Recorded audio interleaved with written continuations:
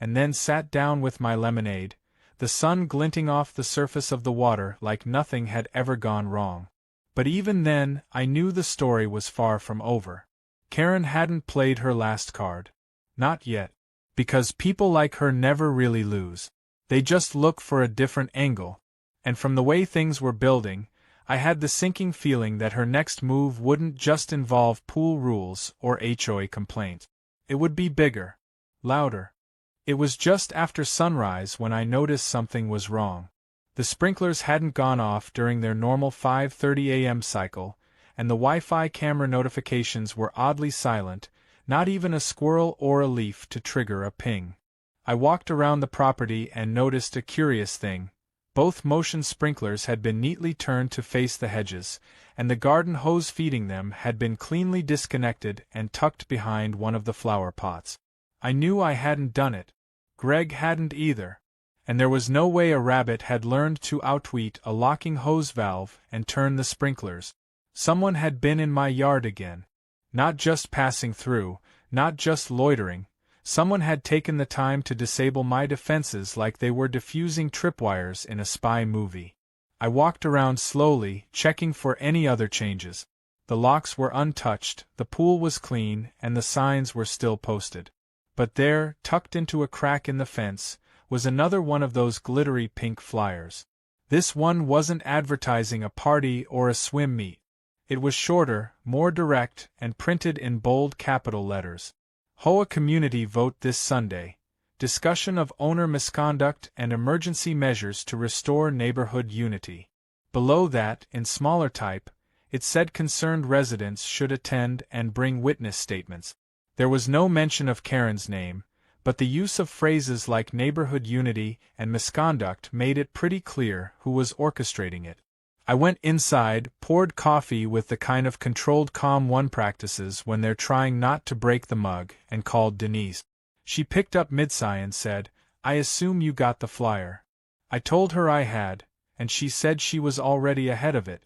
Karen had apparently requested an emergency HOA session on the basis of a pattern of anti-community behavior on my part. She was trying to frame it as a neighborhood crisis, claiming that several residents had expressed discomfort with my attitude, my refusal to share amenities, and my alleged aggression toward children. I asked if those residents had names or if Karen had invented a council of imaginary victims.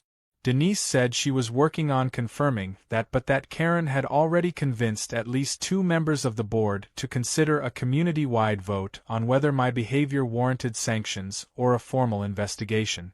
The phrasing was vague, probably deliberately, and wide open to interpretation. And interpretation was Karen's favorite playground. Denise advised me to prepare a full defense presentation and to gather as many neighbor statements as possible before Sunday. She added, in her dry principal tone, that while she didn't expect it to succeed, she'd seen Karen pull off some shocking things when she felt cornered. I hung up and sat on the edge of my couch, holding my coffee in both hands like it was the only solid thing left in a world slipping sideways. Greg was the first to volunteer a statement. He printed it, signed it, and included stills from his camera footage showing Karen altering the sprinkler systems and placing the flyer in my fence. He also added a line about how I had never once hosted a loud gathering, broken HOA rules, or denied help when asked. He even included the time I helped him fix his fence during a thunderstorm while Karen watched from her window without lifting a finger. Cheryl, the woman Karen had tried to rope in during the last HOA meeting, came by and said she was sorry. She had felt pressured before and didn't like conflict, but now that things were getting out of hand, she was willing to tell the board she'd been misled. That night, 2 other neighbors knocked on my door. They didn't want to get involved directly, but gave me permission to use their texts stating they supported me and had never had a single issue with how I managed my property. I added them to the binder. Paul arrived the next day wearing his usual lawyer uniform, denim with expensive shoes. He reviewed the flyer, read the HOA bylaws again, and nodded slowly, like a mechanic diagnosing a broken engine he'd seen 1,000 times. He said Karen was trying to use the vague language of community standards to create a soft coup against my reputation. It wasn't about actual rules. It was about turning perception into leverage. If enough people voted emotionally, based on implication rather than evidence, it could open the door for sanctions, mandatory inspections, or even HOA-enforced changes to my property usage right. I asked if they could actually force me to make changes to my property if I was in the legal right. He said probably not, but public perception in a community was like black mold. It spread fast, was hard to get rid of, and most people wouldn't look deep enough to question it. We prepped for Sunday like it was trial day. Paul helped me organize my materials into sections. Timeline of events, security footage stills, legal documents, witness statements, and HOA rulebook references. He even had me print an enlarged version of the property boundary map showing clearly that my pool was not within any shared use zone. I laminated it, partly for dramatic effect, partly because I knew Karen would hate it. Sunday morning came too quickly. I wore a button-up shirt for the first time in months and carried my evidence folder like it was a weapon. The community clubhouse was packed. People were standing, whispering, shuffling nervously.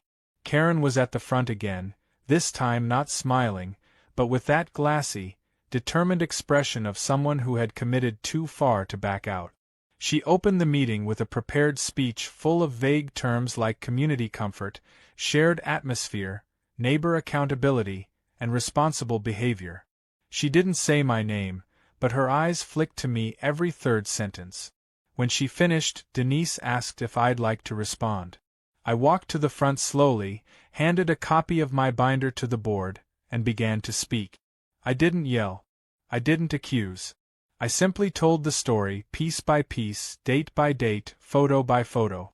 I showed the footage of the uninvited swim, the locked gate and unlocked exit, the flyers, the impersonated text, the police visit, the attempted rebranding of a private pool as community property. Then I handed the board copies of the neighbor statements. As I spoke, I could see the shift. People who had arrived unsure started nodding. A few even murmured when I mentioned the lemonade complaint. When I pulled out the laminated property map, I heard someone near the back laugh. A real laugh. The kind that signals the absurdity is finally sinking in. Karen tried to interrupt, saying I was manipulating the facts and using legalese to confuse people. But Denise shut her down, reminding her that every document had been verified and that the board had full access to the security footage. When it came time to vote, Denise asked for a show of hands on whether the board should initiate sanctions or further review against me. Not a single hand went up. Not even Karen's allies. A few people clapped. Someone said thank you. Karen stood silently, folder clutched in front of her like a forgotten prop.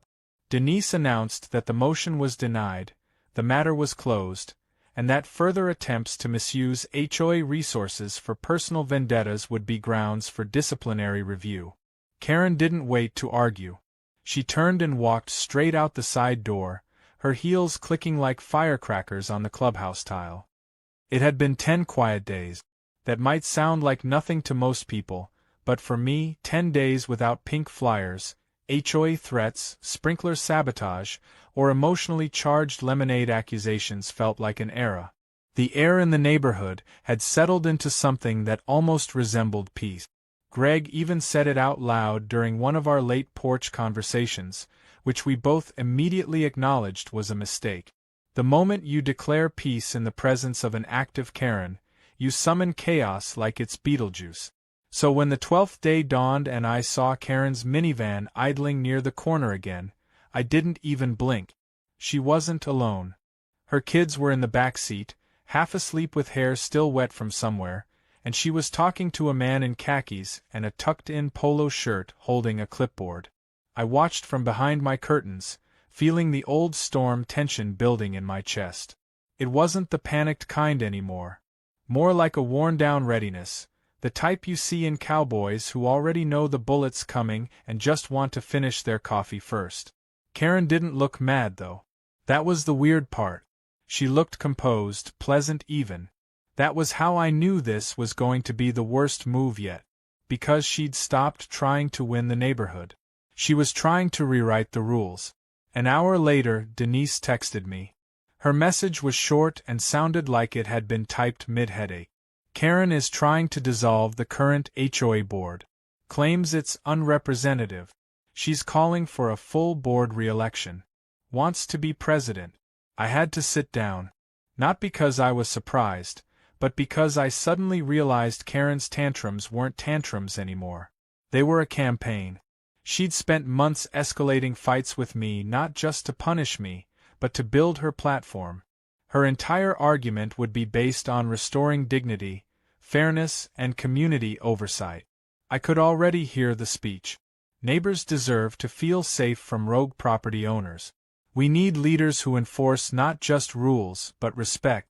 She would play the victim, dress it up with bureaucratic buzzwords, and frame the last few months as a failure of leadership instead of a personal vendetta gone sideways. By afternoon, the flyers were out again, this time printed professionally, glossy, with a small headshot of Karen looking serious and motherly next to words like reform, respect, and restore our values. My name wasn't mentioned, but my pool sure was. The flyer referenced a recent incident in which a community member was denied basic access to safe recreational space, and the board's failure to respond swiftly. It asked residents to consider new leadership that would prioritize inclusiveness, safety, and harmony. She was running for president of the HOA. And unless something changed fast, she might actually win. The board had always been 3 parts tired, 2 parts quiet, and 1 part resigned. Denise was strong, but even she had told me once that she didn't have the energy for another full term. Karen was banking on that fatigue. Greg and I went door to door that evening. Not with flyers. With conversations. Honest, awkward, sometimes hilarious conversations. I told people the truth. About the fake party invitations, the impersonated text messages, the false police report, the attempted vote to sanction me over a pool she never owned. Most neighbors listened, nodded, said they had suspected something but hadn't known the details. Some said they didn't want to get involved, but a few said they'd show up for the vote and speak the truth. Cheryl opened the door mid-wine glass and said if Karen ever touched her mailbox again, she'd vote for me to be mayor, not just board member. I thanked her and moved on. By the end of the night, I wasn't confident. But I wasn't alone either. Sunday came fast. The emergency meeting was held in the large community garden pavilion, the one usually reserved for spring picnics and awkward graduation parties. Folding chairs were set in rows, and there was a microphone on a podium. That alone told me Karen had orchestrated it. She stepped up first, flanked by a few nodding supporters, and gave the kind of speech that sounds calm but is loaded with landmines. She used phrases like "for the good of all," and "I'm not here to divide," and "my only goal is unity." She never once admitted wrongdoing. She rebranded her past actions as miscommunications, her complaints as calls for justice, and her targeting of my home as concern for public safety. She was a master of the backhanded narrative. When she was done, a few people clapped. Others stayed silent. Then Denise stood and gave a shorter, firmer speech about facts, evidence, and the importance of not letting personal disputes become community law. She pointed at the binder. She pointed at Greg. And she reminded everyone that no rule, no matter how well written, works if the person enforcing it is dishonest. Then it was my turn. I didn't want to speak. I really didn't. I was tired of hearing my own story. But I walked up there, took the mic, and told the crowd exactly why I had gotten into this mess. Not because of a pool. Not because of Karen. But because I believed neighborhoods work best when people respect boundaries. Literal and personal. I said I didn't want control over anyone. I didn't want power. I just wanted peace. And that peace couldn't exist if someone thought the rules didn't apply to them just because they smiled while breaking them. I ended by saying I wasn't running for anything, but I was staying. And I'd keep my gates locked. Because sometimes a fence isn't a sign of selfishness. It's a line that says, this is mine, and you're not allowed to decide